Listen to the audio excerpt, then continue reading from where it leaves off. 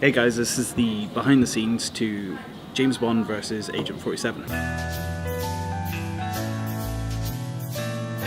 What we wanted to do is focus the behind the scenes on something more specific. So one of the themes that we had during this film is that we based it on the style of the director Matthew Vaughn, best known for films that he's done based on Mark Millar novels such as Kick-Ass, Kingsman, and he's done a lot of other stuff himself as well.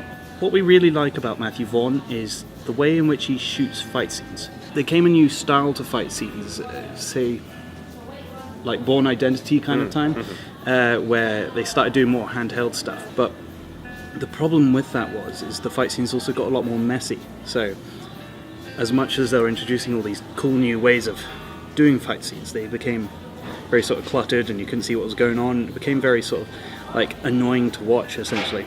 But what Matthew Vaughn did is he kind of mixed the classic and the new in this like beautifully clean way of doing a fight scene, but it still has that feeling of bam in your face. I looked at the Kingsman, for example. He doesn't use anything complicated. Everything's very sort of flat panel.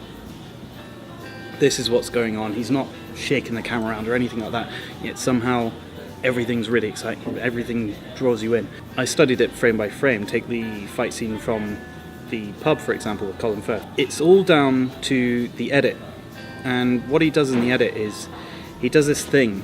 Now, a lot of people do it already, where they will cut out a couple of frames just before someone hits. So instead of like a slow punch, you get like it's really fast.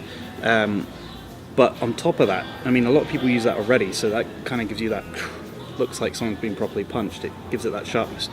On top of that, he does this thing, and we don't know what he calls it. He probably has a name for it, I imagine he does. We ended up calling it slam cuts.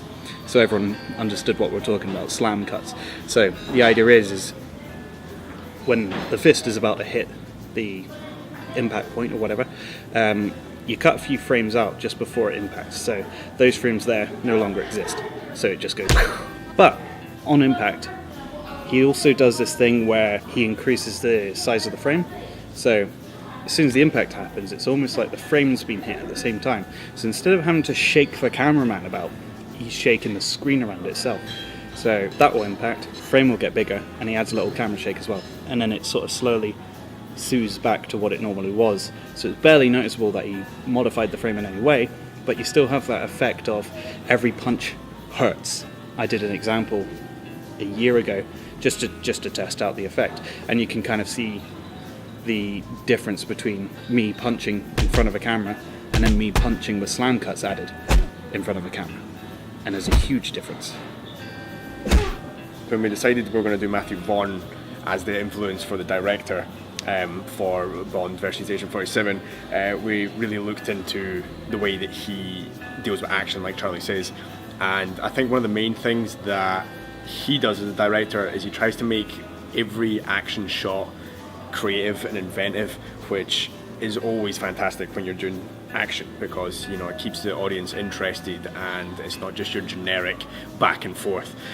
So when it came to do the effects, one of the shots was my character being shot in the face by Agent 47's gun, and his cock gun, yes.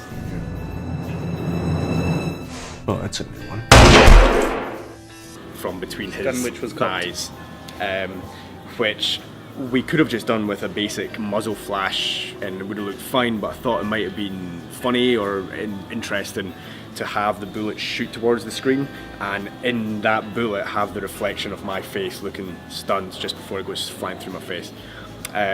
So those kind of things, it's a little attention to detail and just a little bit of creativity that makes all the difference, because people remember that and they're like, oh, remember that bit with the reflection in the bullet or the bullet shooting towards the camera, and it's just that just makes it a little bit more interesting. It's the ball kicking as well, which is same sort of method, but the groin shot, we took influence from Layer Cake. Charlie showed me the scene in which his character shoots on in the face, so we start off with our groins and it just zooms out and we just cut it. So we filmed it twice. We filmed it close up and then we filmed it far away. We wanted to have the proper impact of the foot making contact with Sean's groin. Yeah, the question is, how do you kick a man in the balls realistically, without kicking a man in the balls. And obviously we don't have, groin cups or anything that was on set, so he could just boot him in the groin. So I thought, why don't we just film it separately? So we film Hitman in one frame, and then we film James Bond in the other, and then we just cut down the middle, and then just mask in Agent 47's foot. But we needed the impact, so we actually just got a cushion, and I held the cushion, and he boots the cushion, and we're getting that impact of him and like the resistance against his leg. And then Sean obviously just did like a kind of hop and a reaction tape, which worked pretty well. Goofy hop. Just lifting him off the ground, and then piece it together. And then when you speed that up, it looks like he booted him in the groin. We're very lucky to have it retweeted by Hitman himself on Twitter. Apparently the Stone Cold assassin enjoyed the video so much that he decided to tweet it. I didn't know he had a Twitter. I thought he was supposed to be like top secret and things like that. But he has a Twitter, and he gave it his thumbs of approval. So did the developer, the IO Interactive, the guys who made the game. I tweeted it to them, and they said, great job, guys, and stuff like that. So we've got a thumbs of approval from the guys who made the game, and that's probably the best thing we could have achieved with this video, other than thousands of views. So we're super happy and super delighted with the response. So if you haven't seen it already, go watch it. And once you've watched it, please, any gamer friends, film buffs, anything like that, share it to them. Hopefully we'll get some subscribers out of it, because I cannot stress how important it is to get subscribers, because the more subscribers we have, the more content we can make.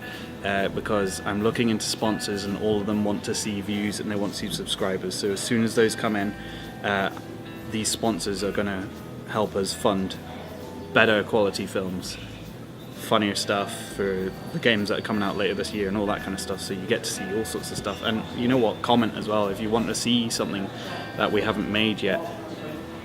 Suggest it, because we're taking suggestions as well. Well, let me tell you, we've got some great ideas. And they're difficult.